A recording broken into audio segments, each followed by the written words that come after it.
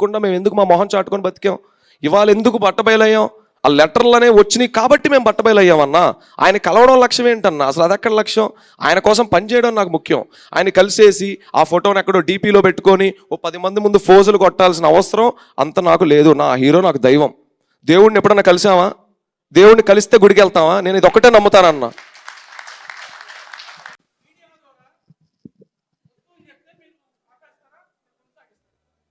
అదే కదా సార్ నేను అంటున్నాను. మమ్మల్ని అంత ఫస్ట్ ఒకటే అడుగుతున్నాను సార్, మమ్మల్ని అంత దూరం పెట్టడానికి గల ప్రాబ్లం ఏంటో నాకు తెలియదు.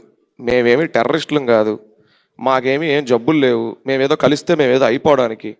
అసలు నేను ఒకటే అడుగుతాను సార్, ఇంత జరుగుతున్నప్పుడే కదా సార్ పిలిచి మాట్లాడాలి. సార్ ఇప్పుడు మీకు మాకేదో అవుతా ఉంది సార్, ఫోన్లో మాట్లాడుకుంటే అది అక్కడితో ఆగదు, ఇంకో మధ్యవర్తిని పంపిస్తే అసలే ఆగదు.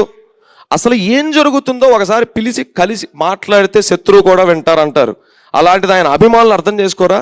ఇంతకాలం ఇన్ని సంవత్సరాలు మా బాధలు కడుపు చించుకుంటే కాలం మీద పడింది సార్, అభిమానులు వినరా? ఒక్కసారి కలిసే అర్హత లేదా అని నేను అడుగుతున్నాను సార్, అంతే.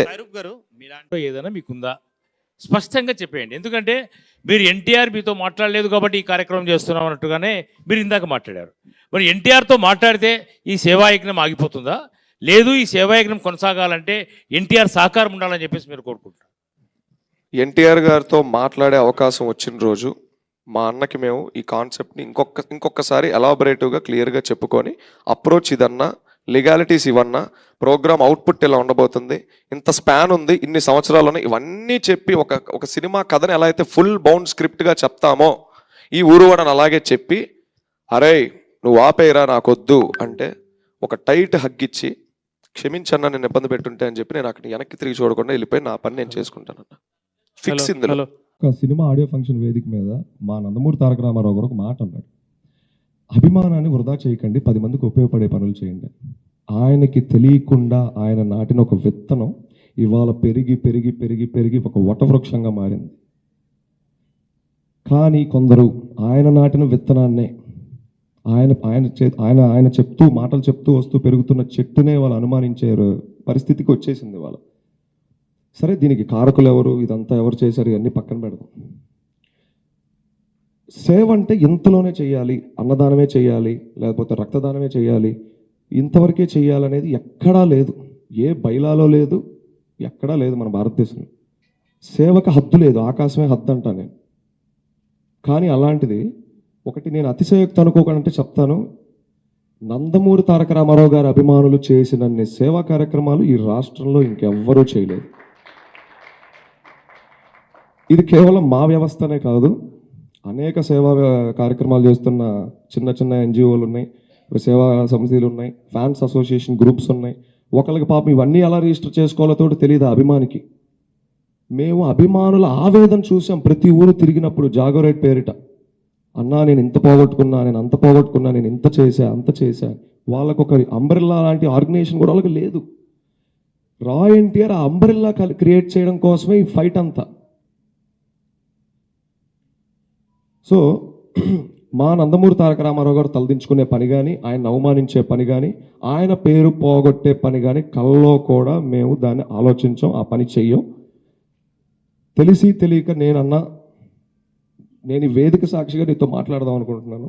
ఎక్కడన్నా నిన్ను హట్ చేసినా, అగ్రెసివ్గా మాట్లాడిన అనిపించిన దయచేసి నా వయసు ఒక్కసారి చూసి నాకు క్షమించన్నా. నేను చాలా చిన్న.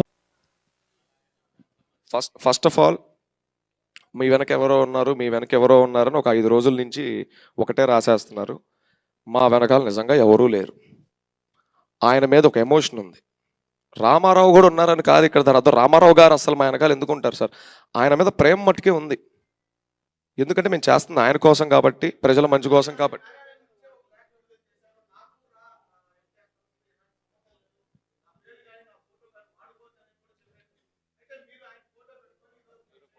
సార్ ఇప్పుడు అదే సార్, మన ఇంట్లో మనకు ఒక కుటుంబం ఉంటుంది సార్, లేదా మన ఫ్రెండ్ సర్కిల్ ఉంటుంది. ఎప్పుడు పక్కన ఒక 2 ఫ్రెండ్స్ ఉంటారు. ఆ 2 ఫ్రెండ్స్ ఏం చెప్తున్నారో మాత్రమే మనం వింటాం, కానీ ఆ గేటు బయట అల్లాడిపోయేవాడిని మనం అంత ఫాస్ట్గా చూడలేము సార్. అసలు హీరో గారికి మా గురించి ఎలాంటి మాటలు చెప్పారు అంటే, నేను పత్రికా సభ్యుల నుంచే నేను కొన్ని విన్నాను, నేను పేర్లు చెప్పలేను. మీ వెనకాల ఏదో పెద్ద రాజకీయ పార్టీ ఉందని, మీరు ఏదో ఒక పార్టీకి బీ టీం అని, హీరో గారికి తక్షణం మీ గురించి ఇలా చెప్తున్నారు, హీరో గారు అందుకే మీ గురించి భయపడే ఆ లేఖను వదిలారు, అందుకే మిమ్మల్ని హీరో గారు కలవడానికి ప్రయత్నించలేదని చాలా బలంగా వెళ్ళింది. ప్రోగ్రామ్ స్పాన్ పెద్దదైతే నిజంగా వెనకాల ఎవరో ఉన్నట్ట.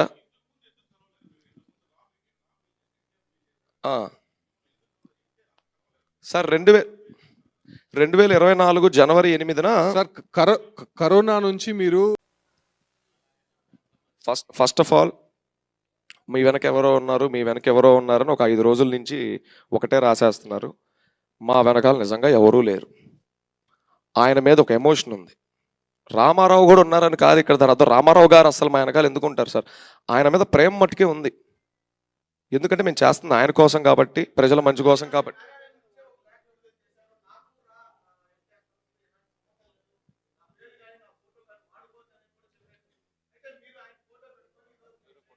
సార్ ఇప్పుడు అదే సార్, మన ఇంట్లో మనకు ఒక కుటుంబం ఉంటుంది సార్, లేదా మన ఫ్రెండ్ సర్కిల్ ఉంటుంది. ఎప్పుడు పక్కన ఒక 2 ఫ్రెండ్స్ ఉంటారు. ఆ 2 ఫ్రెండ్స్ ఏం చెప్తున్నారో మాత్రమే మనం వింటాం, కానీ ఆ గేటు బయట అల్లాడిపోయేవాడిని మనం అంత ఫాస్ట్గా చూడలేము సార్. అసలు హీరో గారికి మా గురించి ఎలాంటి మాటలు చెప్పారు అంటే, నేను పత్రికా సభ్యుల నుంచే నేను కొన్ని విన్నాను, నేను పేర్లు చెప్పలేను.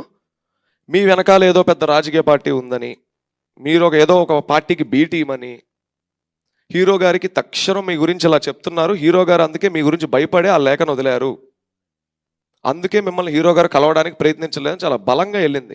ప్రోగ్రామ్ స్పాన్ పెద్దదైతే నిజంగా వెనకాల ఎవరో ఉన్నట్ట.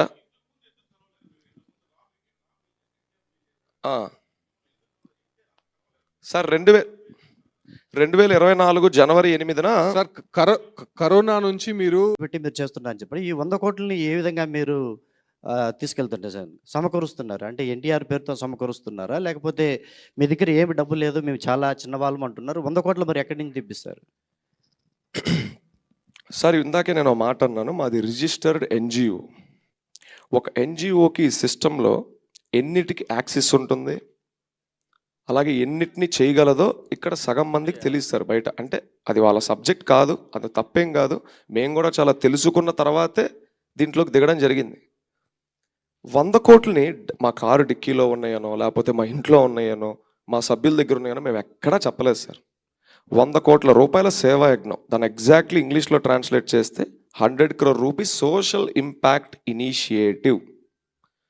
అంటే మీ జోబులో నుంచి ₹1 తీసి ఖర్చు పెట్టారంటే ఆబ్వియస్లీ ఇంకొకళ్ళు వచ్చి ₹9 ఖర్చు పెట్టి చేసేటట్టు మీరు చేశారు. అక్కడ ₹10 సేవ చేయించినట్టు మీరు. అక్కడ ₹10 మా జోబులోంచి పెట్టాల్సిన అవసరం లేదు. మేము సామాన్యం అంటున్నాం సార్, మా దగ్గర 100 కోట్లు ఎలా వస్తాయి? అన్ని పుకార్ని మేమేమి ఇలా రుద్దలేదు సార్. మేము స్ట్రిక్ట్లీ మా వర్డ్ మీదే ఉన్నాం. అండ్ ఒక రోజు ఒక వేదిక వస్తుంది, ఆ వేదిక మీద వివరిస్తాం, ఈ 100 కోట్ల గురించి కూడా చెప్తాం. సో ఈ 100 కోట్లకు ఒక ముఖ్య ఉద్దేశం, మా టెక్నికల్ టీం, మా లీగల్ టీం గత 6 నెలలుగా 7 నెలలుగా కష్టపడుతుంది ఒకటే, CSR funds, corporate social responsibility funds. So దీని గురించి అందరికీ పూర్తి అవగాహన ఉండదు. ఇప్పుడు ఈ ఊరు వాడ కార్యక్రమం నందమూరి తారక రామారావు గారు అనుమతి తీసుకున్నారా? ఒకటి. రెండోది, 2 రాష్ట్రాల్లో చేస్తారా, ఒక ఆంధ్రప్రదేశ్లో మాత్రమేనా? సార్ మాకు వాస్తవానికి మంచి పనికి ఎవరు పర్మిషన్ అవసరం లేదని మేము బలంగా నమ్ముతున్నాం. కానీ నేను మన ఇంటర్వ్యూలో కూడా మాట అన్నాను, అన్నా మేము మా హీరో గారికి మేము ప్రతిదీ వివరించుకొని ఇవ్వండి. ఒక్కసారి రోడ్డు మీద నడుచుకుంటా వెళ్ళిపోయే ఒక అభిమాని, ఒకప్పుడు కథలు చెప్తున్నాను మీకు, జరిగినవి ఇవి. రోడ్డు మీద నడుచుకుంటా వెళ్ళే ఒక అభిమాని హీరో ఇంటి ముందాగి హీరో గారి గేటు దగ్గర ఒక 2-3 రోజులు అలాగే కూర్చుంటే హీరో గారు బయటకు వచ్చి ఫోటో ఇచ్చి వెళ్ళినటువంటి వ్యక్తి మా రామారావు గారు. అలాంటిది 7 సంవత్సరాల నుంచి ఇంత సర్వీస్ చేస్తా, ఇంత అంటే మేము ఒక్కళ్ళమే చేస్తామని మేము ఎప్పుడు చెప్పట్లేదండి. మాది కూడా మేము ఎగ్జాగరేట్ చేయట్లేదు, జనాలే ఎగ్జాగరేట్ చేస్తున్నారు. మేము కామ్గా సోషల్ మీడియా పోస్టర్ వేసుకొని వెళ్ళిపోయాం, జనాలే దాన్ని ఇక్కడ దా తీసుకొచ్చారు. సో అలాగా చిన్న అభిమాన్ని కూడా కలిసే మా రామారావు గారు ఇన్ని సంవత్సరాలుగా మేము ఇంత కష్టపడుతుంటే మమ్మల్ని ఎందుకు కలవట్లేదు?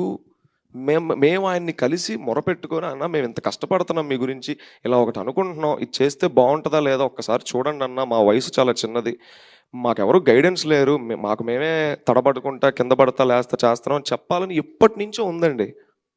కానీ అవకాశం ఎందుకు రావట్లేదో మాకు కానీ, మా కోర్ కమిటీ సభ్యులకు కానీ, మా తల్లిదండ్రులకు కూడా ఎప్పుడు నాకు అది అర్థం కాని ప్రశ్న. కాబట్టి అనుమతి తీసుకోవడం అంటే ఇదే సార్, మంచి పనికి అయితే అనుమతి లేదు, ఆయనే స్టార్ట్ చేయమన్నారు, అందుకే చేసాం. అంటే ఒక నిమిషం, ఇది ఎప్పుడు స్టార్ట్ అయింది మీ ఎన్జిఓ అనేది? సార్ యాక్చువల్గా ఎన్జిఓ కంటే ముందు ఒక చిన్న ఫ్యాన్ క్లబ్గా స్టార్ట్ అయింది 2020 కోవిడ్ ఫస్ట్ వేవ్లో. ఒక 6 నెలలకి మాకంటూ ఒక సపరేట్ ఇంట్రెస్ట్ చూపిస్తున్నారు ఆడియన్స్ మా కంటెంట్కి. దాన్ని ఎన్జిఓగా చేంజ్ చేద్దామని అనుకున్నాం. ఎన్జిఓగా చేంజ్ చేయగానే ఫస్ట్ ప్రోగ్రామే 50 ఊర్లో చేసాం, ఆంధ్ర, తెలంగాణ, కర్ణాటకలో. ఎందుకంటే అంత టీం కూడా ఎగ్జైట్ అయ్యారు మా కాన్సెప్ట్కి. మన రాజీవ్ కనకాల గారే పోస్టర్ లాంచ్ చేశారు. అలా తేరుకున్నాం అనేసరికి సెకండ్ వేవ్ వచ్చింది సార్. సోషల్